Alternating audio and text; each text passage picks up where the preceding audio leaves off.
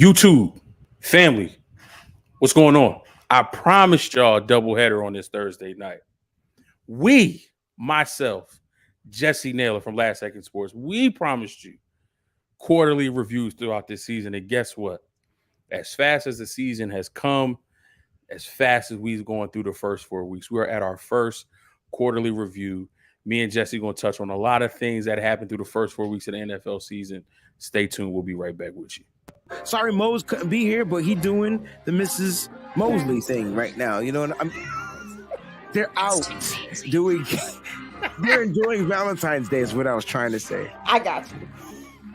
Y'all the worst. You don't know nothing, you don't know nothing, you don't know nothing.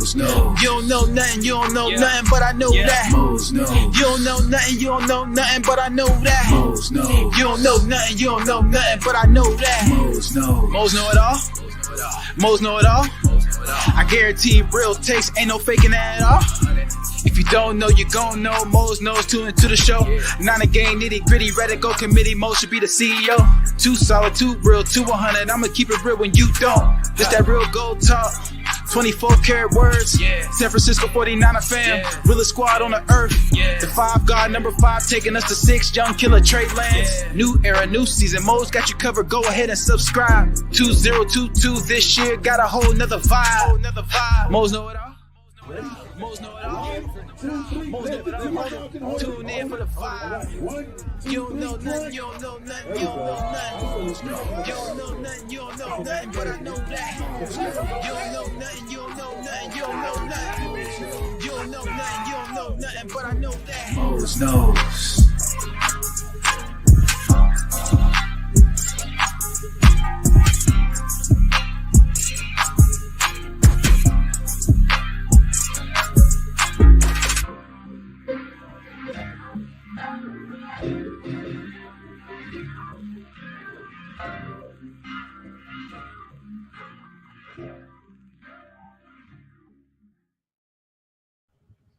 Back at it, back in the building.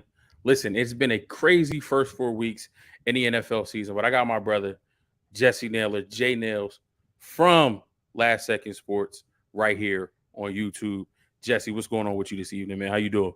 I'm doing fantastic, Mose. I cannot believe it's already been 4 weeks. This is crazy.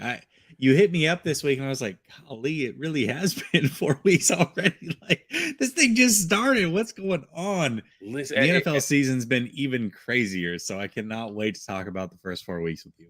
Yeah, man, like it's bittersweet because we get excited for it to get here, and it's like it just moves so fast. It's nonstop. Before we get into the football talk, for some of you who are here who know Jessie, who've seen Jessie on his channel and other channels, Jessie lives in the Florida area. I've had conversations with him, but I would be remiss to start this conversation about football and instead of talking without first talking about life stuff. So, Jessie, you've been in Florida, dealing with the hurricanes and the weather there. Not only are you my brother in Christ, not only are you my brother in content creation, but you are my brother from another in life. So, just want to check in on you and the fam. How are you guys doing down in Florida? Just give us an update, from that standpoint. Yeah, Mose, we thank you so much, first of all. And to everybody in the chat, just know that Mose is a real one. He reached out to me, let me know that he was praying for my family and I, which was fantastic. And I really appreciate that. The community gave a lot of love. It was interesting because the Tuesday before it came, which was, I think it came last Thursday or the Thursday before, but the Tuesday before it came, I had 2 shows. I had one at 8:30 and my last one ended at 10:30. Before I went live at 8:30, the hurricane was headed right to Tampa, like right in line. By the time I had ended at 10:30, I had checked the path again, and it had shifted south about 3-4 hours from where we were at. So believe it or not, man, we didn't even lose power. Like everything in Tampa was fine, but you drive 3-4 hours south of us, and it's the saddest thing ever. I mean, very, very close to home. We're great. we're lucky, we're blessed. And it's one of those weird things. Like once you see that it's shifting south, you get that second of like just happiness and celebration. And then you realize that it's about to get real for some other people. And so how do you deal with that emotionally is a weird thing. So I would say this definitely, if there are any prayers that anybody wants to give, send it down south of us. They definitely need it. A lot of people lost their homes, their belongings, their lives. Some of them. It was scary. It was scary watching it and just seeing how close that really was to us. So I appreciate it, most. No problem, man. Listen, when things like that happen, it kind of brings to perspective this life, what we're blessed with, what we're given. It can all be gone, in a moment's notice, not by anything of our doing, but sometimes things of our doing. And, when unfortunate situations like this happen, um, you know, it's better if we can come together, like you said, pray for those who need prayer, and if there's any way we can be of assistance, if you're in that area and you can find ways to lend your time, lend money to the relief efforts, as long as you vet the right institutions and making sure they're using those funds appropriately. There are our brothers and sisters out there who have suffered some great loss, so we just want to make sure that we recognize them, that they are not forgotten in the craziness of the football season and what we do with content creation. So thoughts and prayers to all of the families that were affected in Florida, and we are glad that you and your family are okay. So it does feel kind of weird to shift into football, but that's what we're here to talk about. We mentioned it, Jesse. So many crazy things that have happened over the first 4 weeks of the NFL season. If there was one thing that you can pinpoint and point to as, your wow storyline of the first 4 weeks, what would that be for you? Man, I I would say all the teams that are 2-2. I feel like over half the league is 2-2. 15 And teams, man. it's crazy because if you look at the records, I mean, outside of, I think, is Philly the only undefeated team that's left? Correct. Outside of them, it's basically like we're one or two games into the season, and you got a few teams that are 1-0, you got a bunch of teams that are 0-0, and then you got a few teams that are 0-1. It's really that close for everybody. And so I would say that, and then how weak thus far the NFC has really been. I did expect it to take a backslide, but this bad, I look at the NFC and say, okay, Philly, that's a team that I expected to win the division or whatever, but outside of them, nobody really looks that good, to be honest with you.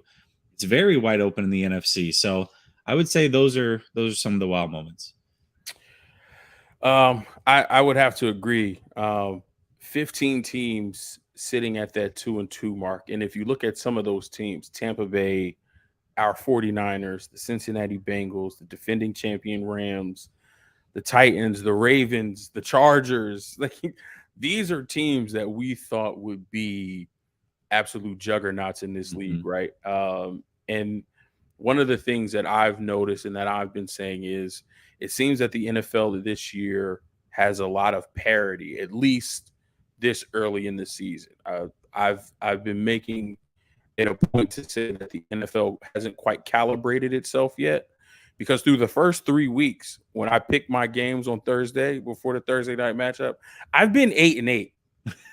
The first 3 weeks, I finally had a decent week 4 at 10-6, but I went 8-8 because teams that were supposed to win didn't win, and teams that were supposed to lose found ways to win. So it's like the NFL didn't realize who it was for a minute, and it kind of had to, find its groove. The NFL itself isn't in midseason form right now, so that was one of the things that I noticed. I think maybe the NFC East is a little bit stronger than I thought, and the AFC West is a little bit weaker than I thought. I thought the AFC West would be an absolute slugfest, an absolute dogfight from the rip, and it still has the potential to be. We just haven't seen that through the first 4 weeks. So I'm really excited to kind of see the rest of this play out. Let's move forward to one of our favorite segments in this series. One of the things that we started last year that we're bringing back this year. We're going to go with contender and pretender. Now, I've only taken the top teams. So this year we only have 8 after the first quarter. They are 3-1 or better. So we're going to start at the bottom of the list and work our way up. We're going to start with the Green Bay Packers, Jesse. So we're going to alternate. We got 8 teams, so you'll take the first one, and then I'll rebuttal, and then I'll take the second one, and then you'll rebuttal. We'll either agree or disagree, as we normally do. But we'll start with you with the Green Bay Packers. What say you, Jesse? Contender or pretender? Absolutely contenders. I mean, anytime you have Aaron Rodgers, that defense, and really the young receivers was kind of the question mark, but they're starting to come into their own a little bit. They found kind of a Swiss Army knife role for Christian Watson, using him not quite like Debo, but, kind of mixing them in. They use both running backs well together. They've got Romeo Dobbs, who's looking pretty good. They lost their first game much like they did last year. And people are like, oh, man, the Packers are terrible. They do this. They seem to start off really slow every year and look god-awful week 1. But they've certainly figured it out. And, yes, the Green Bay Packers are absolutely contenders, per usual. Yeah, I agree. The ayahuasca Packers will be absolutely fine. They have a solid coaching staff. Aaron Rodgers at the helm. He's going to figure out a way to get those young guys to elevate their level of play. I believe he has his go-to in Alan Lazard. I agree with your assessment of Christian Watson as the Swiss Army knife. I think Romeo Dobbs has carved himself a nice role when you have that dual threat at the running back and that defense. Hopefully Jair Alexander can stay healthy, but absolutely agree. This team is a contender. Next team on the list, the New York Football Giants. Now, I will definitely say this was a surprise for me. And one of the things that is very surprising is Brian Daboll's offense. Now, I don't know if this is based on necessity, but a lot of people were worried about his ability to run the football.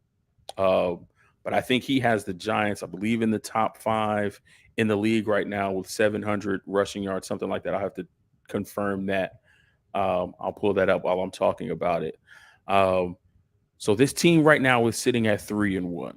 I think their schedule in the first quarter of the season kind of aided that, playing some of the, lower level teams. They were able to get a sneaky win against a Tennessee Titans team that isn't as good as we've seen in previous years. With the unknown of a first-year head coach, as good as he may be on the offensive side, as good as the defense is, and a top-tier running back in Saquon Barkley, I'm not yet ready to call this team a contender, especially with the other 2 teams in their division that they're currently behind. So I'm going to have to call them a pretender right now. But a great start for a New York franchise that's kind of looking to get back to some relevance. Yeah, I agree with that. Brian Daboll certainly has surprised me. I was one of his biggest critics for sure.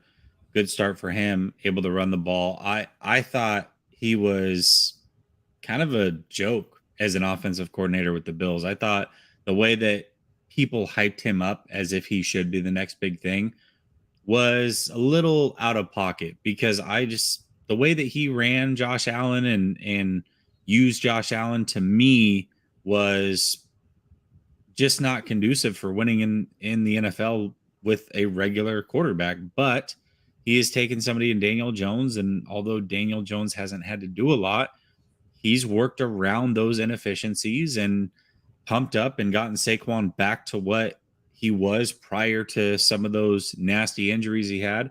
Got to give him credit for sure. I was wrong, at least early on, about Brian Daboll, but no, this team certainly is not a contender long-term. All right, staying in the NFC East, we have the Dallas Cowboys. Contender or pretender, Jesse?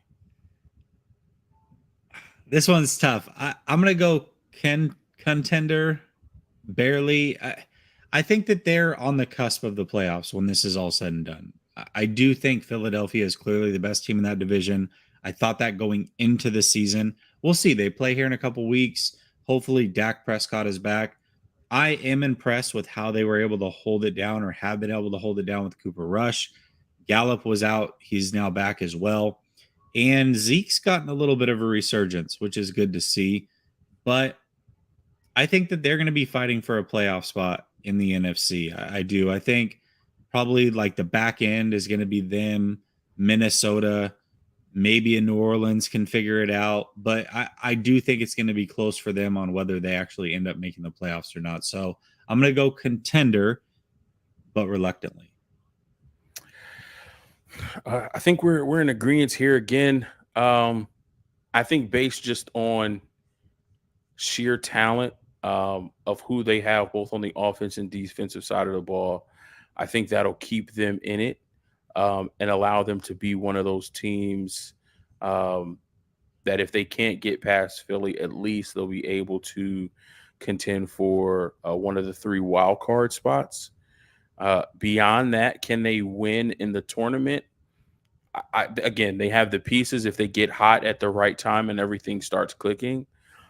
Just Dallas has always found a way to disappoint. And I live around a lot of Cowboys fans, and I hear it a lot from them. They are some of the most they are the quickest optimist turn pessimist fans I've ever seen. Like they're really, really optimistic at the beginning of the season, and then towards the end of the season, it doesn't go right. And at least they're honest about it, but they're the very, very fickle when it comes to the Cowboys. And I can understand why watching this team and seeing the promise and seeing all the talent that's there and them not really able to get it over the hump. So I agree, reluctant contenders. Moving on to the Buffalo Bills, sitting at 3-1, only loss coming to the Miami Dolphins in what was a really, really tightly contested game. I'm going to go pretender here. I mean, not pretender. My apologies. I'm going to go contender here because this team, outside of that loss, first 2 weeks they were dominant. Again, tightly contested game with the Dolphins, tightly contested game with the Ravens that they were able to, find a way to win. This defense is top 2, and they have a top 3 quarterback in the NFL right now. Without a doubt, this team is a contender. Yeah, absolutely. It's a shame that they lost Micah Hyde for the season, but even that loss to the Miami Dolphins was a close game, and they were missing their whole starting secondary, and they still were able to hold that offense down pretty good for the most part. This, to me, is still the most complete team, top to bottom, in the NFL, regardless of that loss. Absolutely 100% contenders for sure. Yeah, and like I said, even with the loss of Micah Hyde, once that secondary gets a little bit healthier, once Tre'Davious White comes back, this team will be absolutely fine. All right, 5th team on the list, the Minnesota Vikings, with new head coach Kevin O'Connell sitting at 3-1. Contender or pretender, Jesse? I got to put them in the same category as Dallas. Reluctant contender for sure. But again, the NFC is just so weak. So really, you've got the 4 division winners. And then depending on what happens in the NFC West, you're going to have 2 of those teams fighting for a spot. Let's say it's the Cardinals and the Rams. They're going to be kind of hanging around. You've got the Vikings, maybe the Saints and the Cowboys. I mean, those are the teams that are going to be fighting for those final wild card spots. Saints might as well, but all those teams are kind of right there. They all could beat each other. It just comes down to schedule, luck, health, those types of things. So I think ultimately they do probably make it, but it could be close for them for sure. So I'm going to go reluctant contender. I agree. And for me, it's not the horses on the offensive side of the ball, it's the defense. Right. The defense has played well now, early on in the season. But when offensive coordinators get a hold of their weaknesses as the season continues to wear on, they really only have one pass rusher in Danielle Hunter. DJ Wanham has kind of stepped up as that number 2 guy opposite Daniil Hunter. We'll have to see if he's able to sustain his efficiency and effectiveness throughout the entirety of the season. Solid linebacker in Eric Kendricks, but nothing outside of that. Secondary can get exposed. Harrison Smith is a little bit older. Patrick Peterson is a little bit older. Some of those young guys, I think from what I see on film, rely more on their athletic ability than, film study and being in the right place, which to me seems like an oxymoron when you have Harrison Smith and Patrick Peterson there, 2 guys that not only have the athletic ability, but their football IQ is off the charts, right? So it's kind of weird for me to see young guys not really honing in on what made those 2 guys special and adding that to their game. So I think their secondary can clean some things up a little bit. So for me, it's the defense. Will they make it? Absolutely. I think the NFC is weak enough for them to be able to get one of those wild card spots, but is that sustainable once we get deep into the season and we get into the tournament when this winner go home? I'm not sure. Moving on to the Kansas City Chiefs. They don't look like the Chiefs of old. They look like, a modified version of the Kansas City Chiefs, finding a new way to get it done. For me, I'm going to go with contender with this team for the simple fact of who they have at head coach and who they have at quarterback. The defense is playing well. Again, early on in the season, I want to see how that carries on. Some changes in the secondary. Their defensive front is looking pretty good. I love the addition of George Karlaftis on this defensive line. As a young guy, he's playing out of his mind because he's getting a lot of one-on-one matchup with guys like Chris Jones and Frank Clark on that defensive line. Carlos Dunlap, a veteran, on the other side of him rushing from the end. So Karlaftis is getting a lot of one-on-ones, and his demeanor kind of fits what they do up front. So I love to see that out of the young kid. And then offensively, Pat is finding ways to get it done, using Juju Smith-Schuster, using Marquez Valdez-Scantling. We already know Travis Kelce is going to be a staple in this offense, but they're just figuring out ways to get it done. And I think it was a statement win against a Tampa Bay team that shut them out in the Super Bowl, didn't allow them to get into the end zone. I think that was on the back of everybody's mind in that Kansas City organization, and they wanted to come out and make a statement, and they did. So I think they're while I secretly root for the Chargers as my AFC team, and I want them to win the division. Right now, Kansas City is cream of the crop in that division until they're dethroned.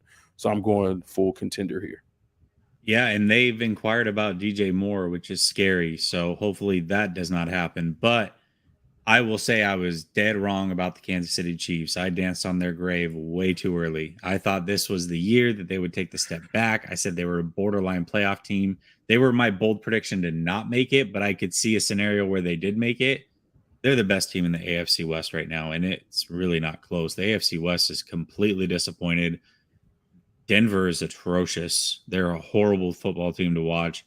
Russell Wilson has completely lost it seems, outside of the drive against San Francisco, which, of course, he figured it out against San Francisco. Justin Herbert looks amazing, but same Chargers with tons of injuries. They can't stay healthy. So, and the Raiders started out 0-3. They finally got their first win with all that influx of talent added. Yeah, the Chiefs are still the big bad wolves of the West, and they're going to be tough for anybody to beat in the AFC. Yes, they are 100% contenders. All right, 7th team on the list. Maybe a surprise to a lot of people. The Miami Dolphins sitting at 3-1 with huge wins over the Baltimore Ravens in comeback fashion, down 21 points in the fourth quarter, and a big, big win over the Buffalo Bills, also on this contender-pretender list. Jesse, Miami Dolphins under new head coach Mike McDaniel, contender or pretender? Yeah, they're contenders as well. I thought that they were a team that could possibly make it if Kansas City didn't. That's why I said Kansas City was kind of there, but I went with the bold prediction that they wouldn't make it because I thought Miami might be one of those teams that could unseat them in a wild card position. But because the AFC West is so weak, I mean, they're almost a lock to make it at this point. If they can just finish 10-6, which this team looks like it's good enough to do so. Now they've got some things going on with Tua. I'm curious to see when he comes back. If he doesn't for any reason, then this definitely could change. Can't believe I'm saying that about Tua at all, that he's a difference maker. But in this offense, he's kind of the perfect player for it because he's, like I said, a left-handed Jimmy G, right? So Mike McDaniel knows how to work with that 100%. So in my opinion, yes, they are absolutely contenders. And when you have that much speed, speed always kills. They're like a dream Madden team is what they are on offense. Yeah, for me, I'm gonna go contender as well. I'm just surprised that, especially with Mike McDaniel at the helm, we're not seeing more of Raheem Mostert, Yeah. or at least the Raheem Mostert that you and I are familiar with in San Francisco. Um, haven't seen him break, those big runs, in that outside zone, stretching it to the corner, turning it upfield and just outrunning everybody. I don't know if injuries have slowed him down. I don't know if the blocking on the offensive line isn't the same as what he's used to, or maybe McDaniel is just keeping that in the tuck for later on in the season. As we get deeper into the season, instead of wearing him down early, you bring him in, to kind of close out and finish the season, as some of these other teams, in the AFC and around the league are kind of wearing down and feeling the wear and tear of the NFL season. So maybe we kind of see that. But otherwise, the game against Baltimore when they had to come back is exactly what I believe the thought process was when the Dolphins went out and traded for Tyreek Hill, for both receivers to have 10 plus catches, over 150 plus yards, and multiple touchdowns apiece. You're not going to get that every game, but the possibility of that happening strikes fears into the hearts of defenses and defensive coordinators. So to be able to see it early on in the season and know that that's possible. Again, you mentioned the injury to Tua. We're praying for the person and the player. For sure. Scary injury back-to-back weeks. It doesn't look good for that investigation. That they were talking about. After the injury where he came back in earlier the week before, and they said it was his back. So that doesn't look good. I don't know if there will be any punishment levied on the organization itself, but this team is a good team. I think they should get their second first-round pick taken away from them. That'd be great. Yeah, if they just, revert that to the team that it belonged to, I mean, that would be absolutely phenomenal. Phenomenal. Could you imagine they had 2 first-round picks and they lose them both? Over one injury? Yeah, but it's the NFL, the no fun league. So I don't put it past Roger Goodell and levying that punishment.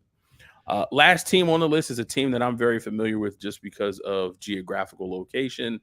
I work with a lot of Eagles fans, so I have to hear it every day. I work in the city of Philadelphia, so I have to hear it every day. My dad is an Eagles fan, so I have to hear it every day. The Philadelphia Eagles, the only undefeated team in the league, sitting at 4-0. To me, this team is without a doubt a contender. The way they are playing defense right now is absolutely insane. They are firing on all cylinders, on all levels. The defensive front is getting after it.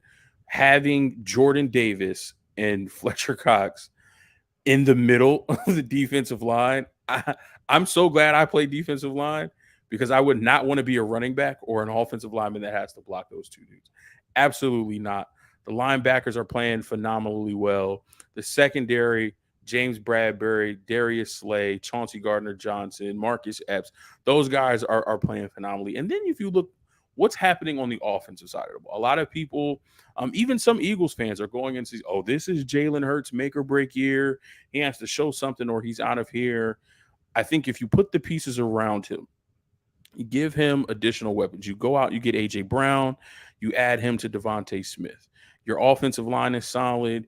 You incorporate more of the running game. You have a solid tight end in Dallas Goedert, and now your defense is getting stops and giving the offense additional possessions.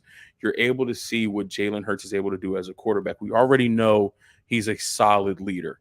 He was able to lead men at Alabama. He was able to lead men at Oklahoma. Now he's able to lead men in Philadelphia. They believe in him. They trust him. They are playing with him. They're playing for him. And that's why this team is undefeated. I really, really, really do not like saying anything good about this Philadelphia Eagles team because I'm going to have to hear about it. They're going to rub it in my face. Remember what you said about the Eagles, right? But I have to give credit where credit is due. This Eagles team is absolutely legit. I'm going contender here. Yeah, 100%. And it's funny that you put those two teams last because we said this was it for Tua and Hurts. They both were similar in having something to prove. But we also said that year 3 is usually when players break out. So pump the brakes on saying that these guys wouldn't be able to figure it out. And they both have. So happy for both of them as individuals as well, especially because so many people wrote them both off. So 100% though. To me, I said the Eagles were at worst the second best team in the NFC going into the season. I think they've proven that at least thus far. And the defense was the number one thing. Now, I do have a bone to pick with the Eagles, though. Kobe Dean was my pick for Defensive Rookie of the Year. And he has not really played at all. So frustrated with that one. I don't know if he's hurt. I don't pay attention to every in and out of every player in the league. But that being said, that is not going to happen at this point. However, the premise of why I picked him was because of those defensive tackles and that defensive line, and it has been every bit what I thought it would be. So the Philadelphia Eagles, 100% contenders and a team that I want no part of for the 49ers come playoff time. Yeah, especially if we got to go to Philly because that almost didn't go well for us last year, and I think this Eagles team has gotten much better. On the Nakobe Dean front, funny story. So I have two brothers. My older brother is an Eagles fan. My younger brother is a Rams fan. So Monday night we all got together, went to Chickies and Pete's, got some good food, and watched the Monday night football game. So I got there a little bit early. And at the Chickies and Pete's I was at, there was like a radio broadcast that was happening like over in the corner. I forget the guy's name who runs the show, but it said, Philadelphia Eagles linebacker TJ Edwards. Now I follow the team a little bit, but I don't know all of the players. Like I watch, Red Zone when it comes on, but I haven't sat down and really watched an Eagles game. So I'm thinking TJ Edwards, I haven't heard of him before. He's an Eagles linebacker. Maybe he's a backup. The show goes on. My brothers get there a little bit late. So by the time my brothers get there, the show is over. They leave. So we're sitting there, we're talking, and my brother brings up his Eagles and talks about the defense. And he's like, man, those linebackers, he was like, man, TJ Edwards, he's playing like a man with his hair on fire. I'm like, TJ Edwards, what? He was like, yo, TJ Edwards is balling. And I was like, TJ Edwards, like TJ Edwards? I was like, this dude? He was like, yeah, TJ Edwards. I was like, yo, he was just here like an hour ago doing a podcast, like a radio broadcast here. And he was like, you didn't talk to him? I was like, no, that's my fault. Like I'm Mose Nose, and I will admit in that moment I did not know. But apparently one of the reasons why Nakobe Dean just hasn't been able to get on the field is because TJ Edwards is playing lights out football. So that could be one of the reasons why, your defensive rookie of the year pick doesn't pan out. But we gotta keep a spotlight on TJ Edwards because he's playing some solid football and he's getting recognized for it. So Mose knows now. Yeah, well, I mean, like I said, the premise was right. The player was clearly wrong. Yeah, absolutely. Let's jump into some of these comments before we move on. We got some people in here we want to shout out. We got Raphael, 562 Niners. Raph, what's going on? He says, what's up, Mose, Jessie, and everyone? I don't know how to pronounce this. You got to help me with this. Shot J, or I'm sure that either the T or the J is silent. Help me with the pronunciation. Hit me in the comments with the pronunciation. He said, looking forward to the show. My man, Brandon, what's going on? Jumping in. He was on both shows, the 7 o'clock show and the 9 o'clock show. Man, I appreciate you so much. We got 91649er Mose and Jessie. Appreciate you. The lovely, the beautiful, the always supportive Miss Deb. Hey, fellas, blessings to you. Good to lay my eyes on the two of you. Thank you so Thank you, much. Anthony. Callie Young, my dog. What's going on, baby? We got Big Dez in the house. My dude, what's going on? 49er throwback. He says, hey, guys. And then he's talking about Jalen Hurts is better than I thought. Absolutely. He has the pieces. He has the defense. He has command of the offense. And I think more importantly, he has the trust of his head coach. So 100%. when those things are all together, it makes for good football, and you're seeing that from Jalen Hurts. We talked about it, Jesse. We have 15 teams.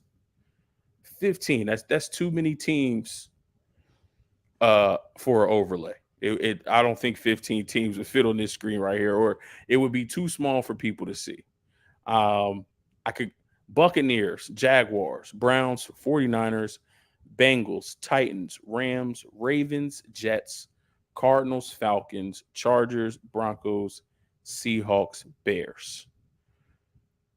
Few teams that I already see that pop out on that list to me, but of that list of teams, who do you think has the greatest potential to take off and go on a streak of wins?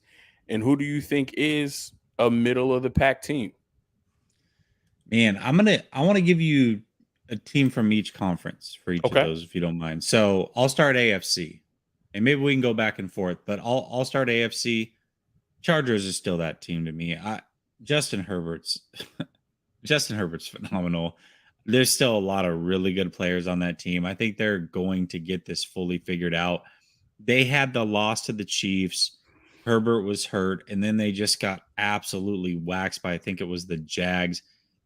Things happen, right? Weird things happen. Herbert is now healthy.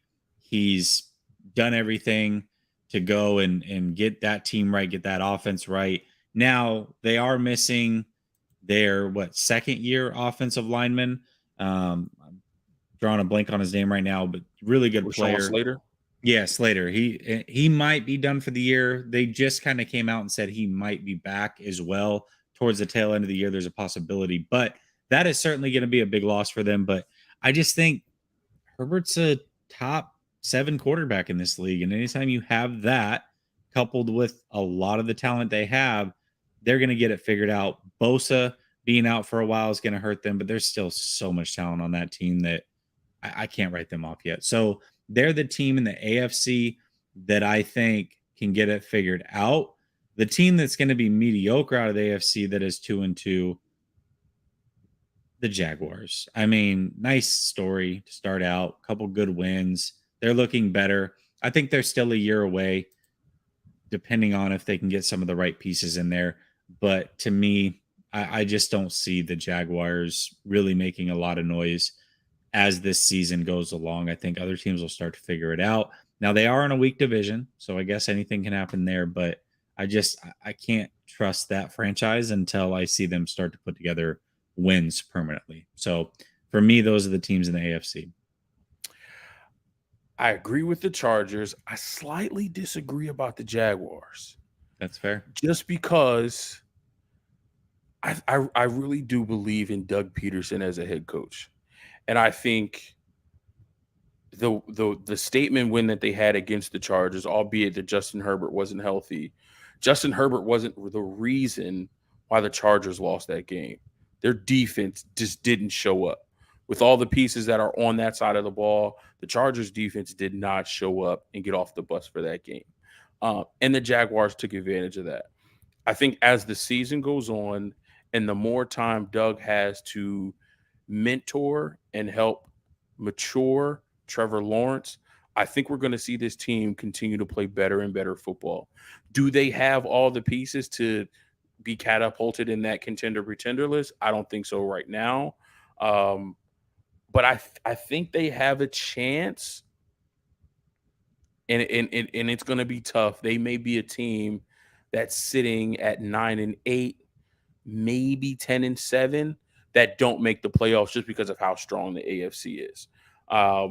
As far as a team that I think is going to get it right, for me, it's the Baltimore Ravens.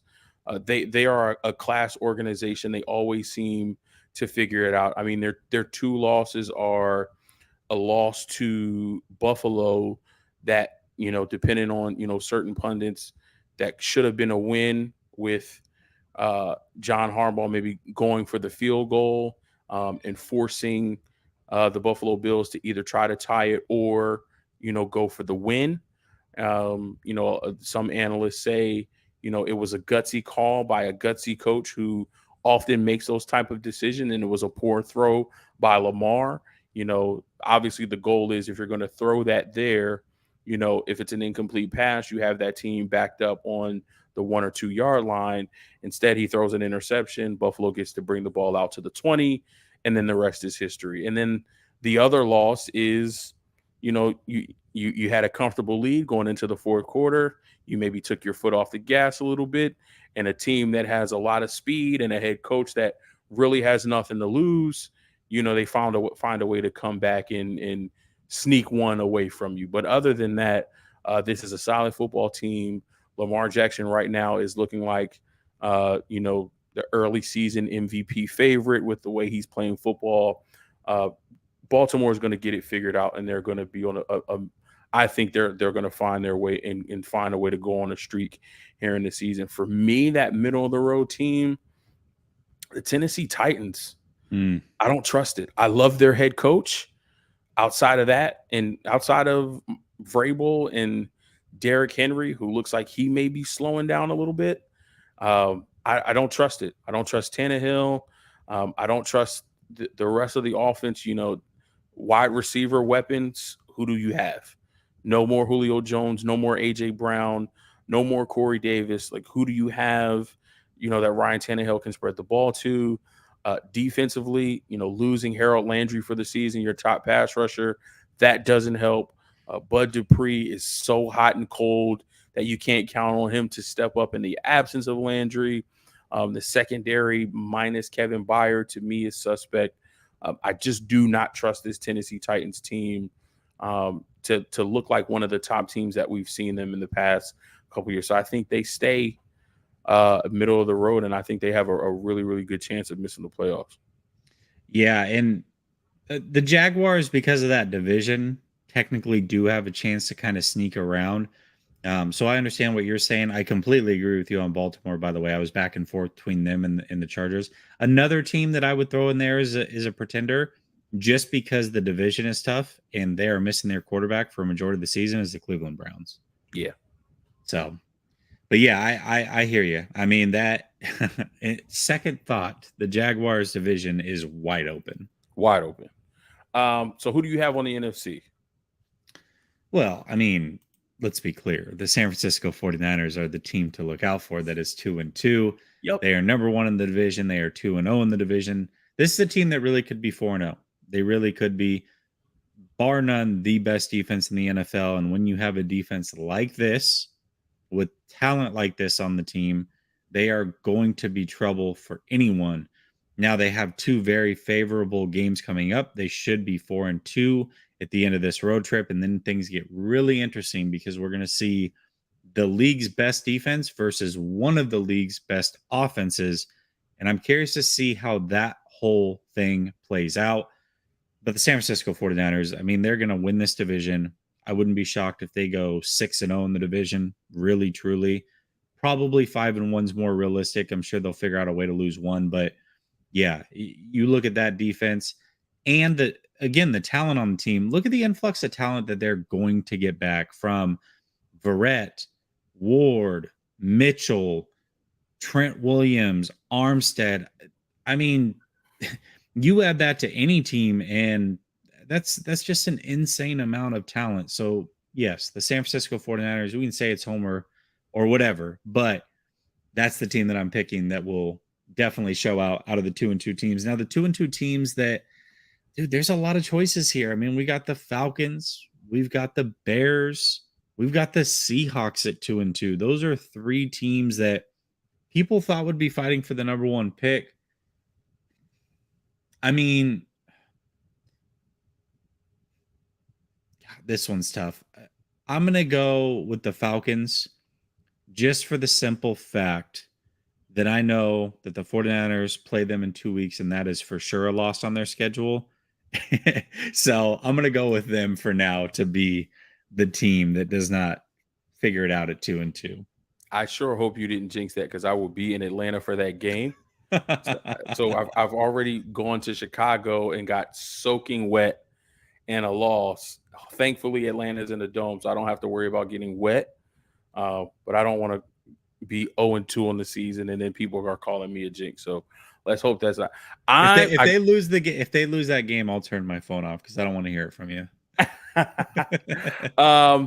I agree with you on the 49ers again. Call it home or what you want. We can be 4-2. Again, we're not overlooking anybody, but we definitely can be 4-2 after the Carolina Atlanta game. And then we're at home against the Chiefs. I think that's going to be a litmus test for this defense. DeMeco Ryans was on staff when we played this team in the Super Bowl. Our defense played great for 3.5 quarters. They were able to find a way to get a win. I am curious to see what he cooks up to try to stop this team this year. It's not the same team that we're going up against. The offense is a little different. We don't have to worry about the deep speed of Tyreek Hill. We still have to figure out a way to stop the running game. We still have to figure out a way to limit Travis Kelce, and we got to find a way to put pressure on on Patrick Mahomes and get him to the ground. So I'm really curious to see what we do there. But I think our schedule is favorable. We have a bye week literally after 8 games, so right in the middle of the season for us. We've had so many bye weeks where they're like week 4, week 3. I think we had a bye week 1. I'm being facetious. But we've had so many early bye weeks. It's really nice to get one middle of the season. We can play half of our schedule, get guys back, get guys rested up, and come back. So I agree with you there. I'm going with the Arizona Cardinals as my team to stay even kill. I think the division is already as tough as it is. I don't see them beating either us or the Rams.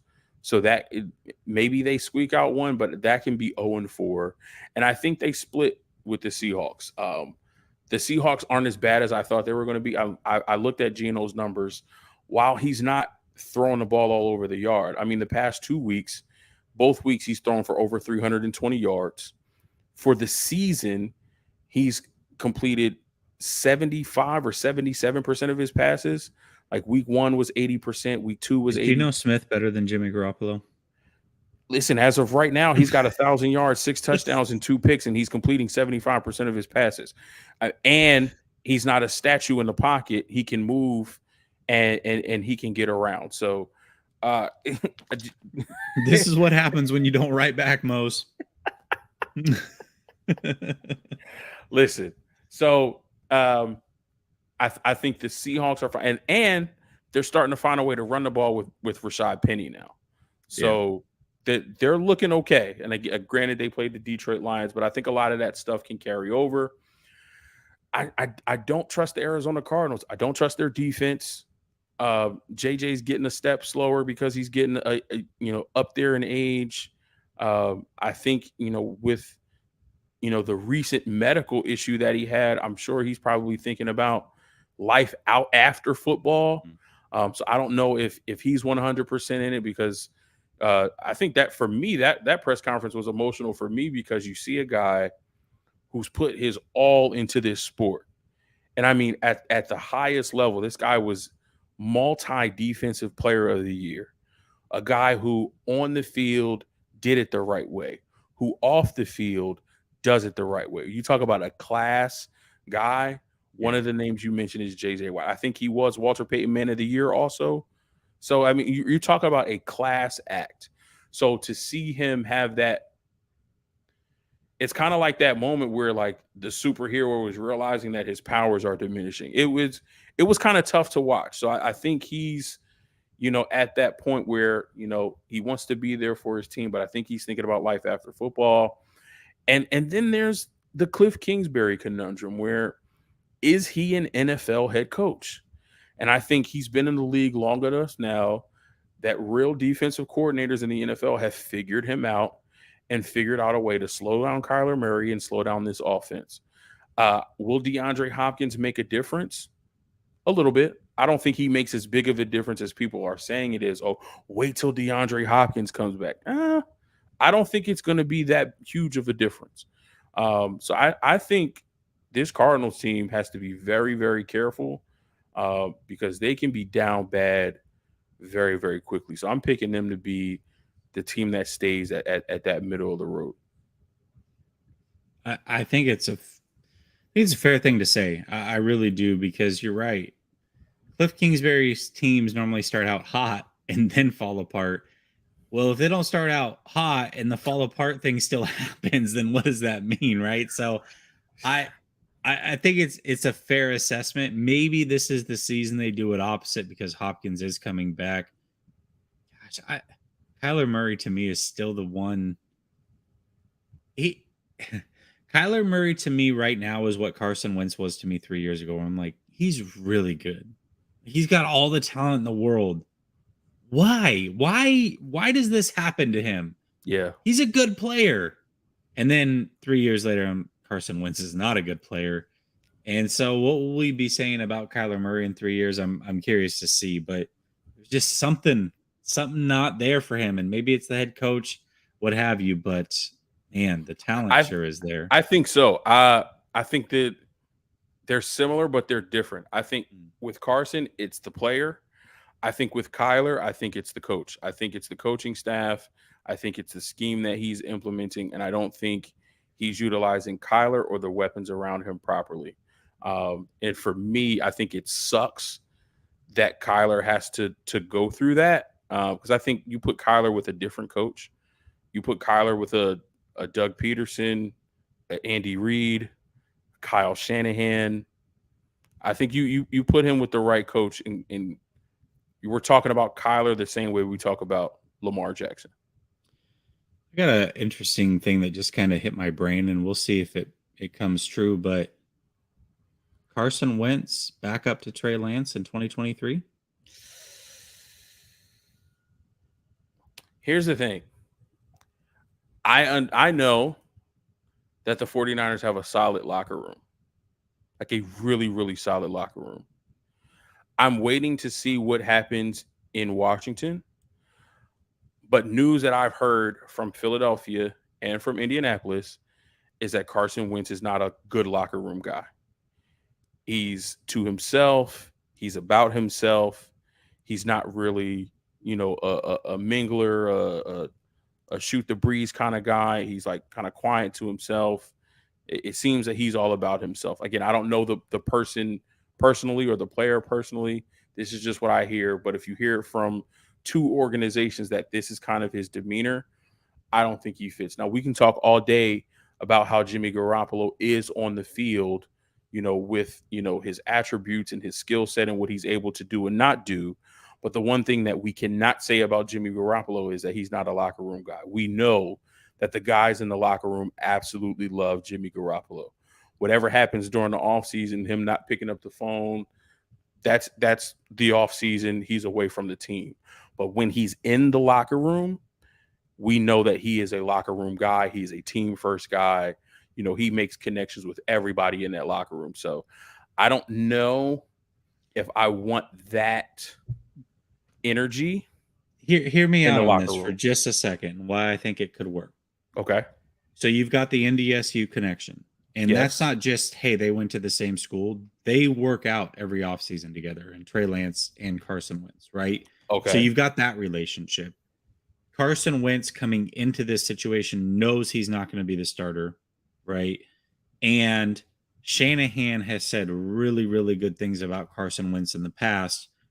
I think it's a situation where I don't think Carson Wentz is necessarily a malcontent, and I could be wrong. I just think he's quiet and keeps to himself, right? He doesn't go out of his way to make friends on a team. But as a backup quarterback, I don't think that's the end of the world, as long as you and the starting quarterback, who you're supposed to be helping week in and week out prepare, have a good relationship. And I believe that Trey and Carson do. Again, probably not the best quarterback in the world, but as a backup, it's a pretty good option. Just throwing it out there. It may be extremely far-fetched. It may not even be close to happening or being on the radar. It just kind of hit me that he's probably not going to be a starting quarterback next year. And because of that connection, maybe the 49ers would be interested in kicking the tires and bringing him in as a backup. With that said, I can definitely see that as an option. I'd take Carson over Nate Sudfeld, who we had here previously. I'd take him over Brock Purdy, just for the physical ability and whether we believe what Kyle says or not. When Trey went down with his unfortunate injury, the offense had to change. In the event that Trey gets injured, whether it's a serious injury or a minor injury that keeps him out a week or two, with Carson Wentz there, I don't think he'll have to change the offense, and that may be beneficial to not see what we saw against the Denver Broncos in Week 3 if that were to happen again, because that can't happen again. We can't lose 11-10 ever again. We got my brother Fair to God in the building. He says, "Hey, what's good, family?" And we got our brother Taryn Lewis. He says, "What's up, fellas? What's going on? Thank you so much for tuning in." What up, Jesse? We got 2 more quick segments, and then we'll get you out of here. Again, we appreciate you jumping on and rocking out with us here. Bottom of the barrel teams: Colts, Raiders, Panthers, Patriots, Saints, Lions, Steelers, Commanders all have 1 win, and the Houston Texans are the only winless team from this list. Give me one team from this list that you like to turn it around and at least get to 500 by the end of the season. New Orleans Saints. I picked them to win that division. They're still only a game out, believe it or not. Anything can happen there. I think the Saints are just uber talented. There's so much talent on that team. Now, they've had some issues with Kamara in and out of the lineup. Obviously, Jameis hasn't been the healthiest either. He's been playing through a ton. But that is a team that is loaded with talent. It just is. And so I think at the end of the day, talent does win in this league. And I think that they can figure it out and easily get to 500 by the end of the season. They were a borderline playoff team last year. Had the 49ers not beaten the Rams, they would have made it in. And I think they're probably more talented this year. Sometimes you're just unlucky and health and some of those things don't break your way. But what I will say is, even though they are 1-3, one thing that has gone and broken their way is most of the NFC is 2-2. So they were right there still. I think the Saints figure this thing out. I'm going to go with the Vegas Raiders. One, I have them on upset alert for Monday night. Okay. Beating the Chiefs. That's my upset alert this week. And I think this team is also too talented to not get it right. I think you have a decent quarterback. You have the weapons on the outside. When you have Devontae Adams, Hunter Renfrow, Darren Waller. I think we saw last week Josh McDaniels figure out how to utilize Josh Jacobs correctly. So if he can stay consistent with the run game and then continue to, make subtle tweaks and add his flavor to this offense and everybody get on the same page again. We've got, new weapons coming in. We got a new head coach trying to, install his philosophies, his system, his way of running offense. A lot of that stuff takes time. Earlier in the season, some plays didn't go their way. They lost some close games that they were in. They should have beat the Cardinals. That would have had them as, our 16th 2-2 team. Again, the ball didn't bounce their way in that game. But I think as the season progresses, as Josh McDaniels kind of figures things out and things start to level out and calibrate, like I mentioned earlier, I think this Vegas Raiders team will be fine. That division is one that is a tough division, but it's one that they can, squeak some wins out. They're really going to have to be solid and tough and make sure they get wins outside of the division. Anybody they play outside of the division, outside of the conference, they're going to have to get those wins because I think that the division is tough. But I think they could be right there at the end of the season once they kind of get everything figured out and start, building some momentum. Yeah, I could definitely see that. I mean, either Josh McDaniels a horrible coach. Maybe that's a possibility. But if he is a good coach, which coming from where he came from falling on his face with the Broncos, you would think that he would have things figured out. It might be one of those situations where it does take them a while to get going. Maybe, but for you're basically saying 500, so 8-9 or 9-8. I think that's certainly a possibility for the Raiders. It could be one of those situations where they don't figure it out till halfway through the season, and then all of a sudden they finish the season 6-2 or something crazy like that, and then that's how they get just around that area. So I could see that happening. Absolutely. Finally, Jesse, before we get out of here and close this one up, give me one or two things that you're looking for in this next quarter of the season. So over these next 4 games, what is it that you're looking for, or something that you're keeping your eye on for us to discuss the next time we gather here together? Yeah, I think I'm just looking for teams to separate, because right now we have that pack of teams that is right there. So what happens over the next 4 weeks? I imagine that we're going to start to see some separation. Just naturally, a lot of these teams that are 2-2 are going to play each other. So how does that look when we come together again in 4 weeks? What teams have separated themselves from the pack? What teams out of this 2-2 do look like legitimate, top-notch, talented teams that are contenders for the rest of the year? So that's probably the biggest thing that I'm looking for. The thing I'm looking most forward to out of these next 4 weeks, again, a homer take, 49ers defense versus Kansas City's offense. That right there, I cannot wait for that game. I cannot wait, because the 49ers defense is for real. We know Kansas City's offense is for real. And to me, there's just nothing more fun than watching a really, really good defense versus a really good offense, and just to see that chess match play out on field. And really, it's not even because I'm a 49er fan. It's just as a football fan, I want to see that chess match play out. And that is one that I'm really looking forward to over these next few weeks. Yeah. Shout out to Melissa. She's in the chat. She says, hope you are staying safe and warm. O's Jersey been getting crazy on and off cold rain. Yeah. Trying to stay as warm and dry as we can up here. For me, I'm looking forward to the young head coaches.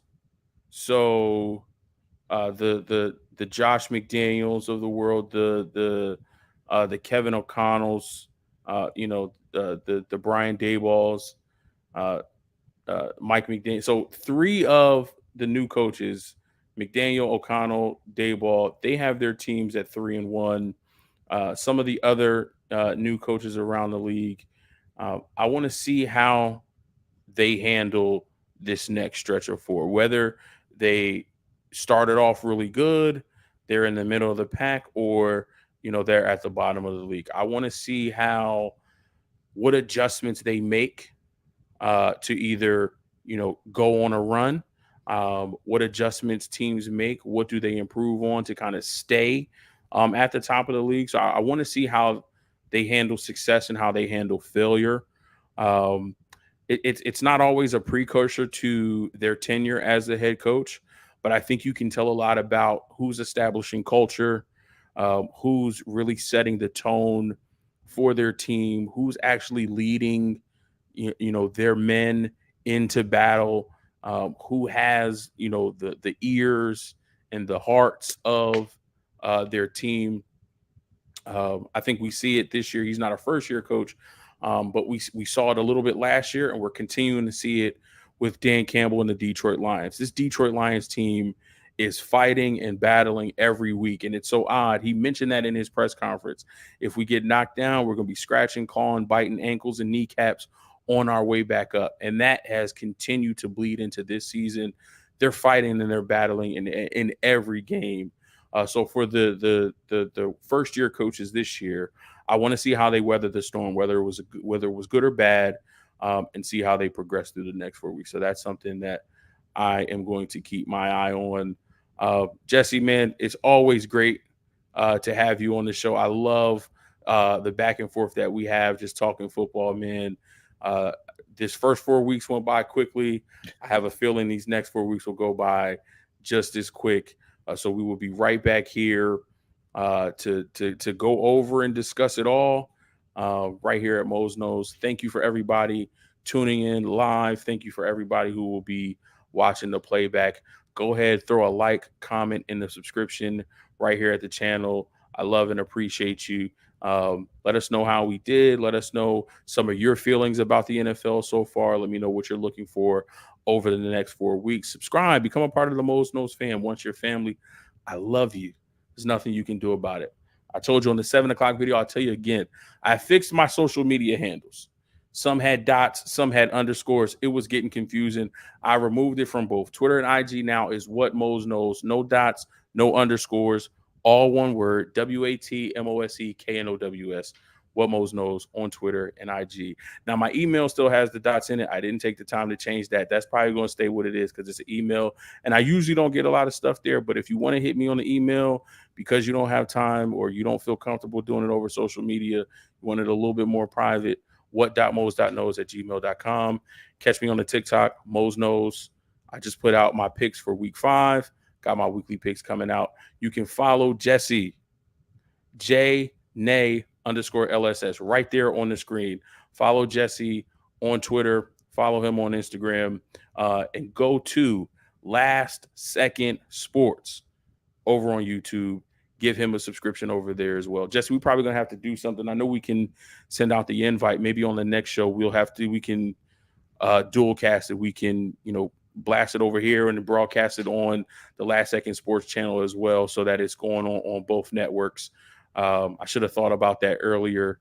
My apologies that I didn't, but we'll do that going forward so that we get that content over there as well. But again, I love and appreciate you. I'm glad that you and the family are safe. Thank you, man. Thank you. And we'll be right back here in 4 weeks to do our second quarterly review of the NFL season. Love and appreciate everybody for tuning in. We'll catch y'all next time. Peace.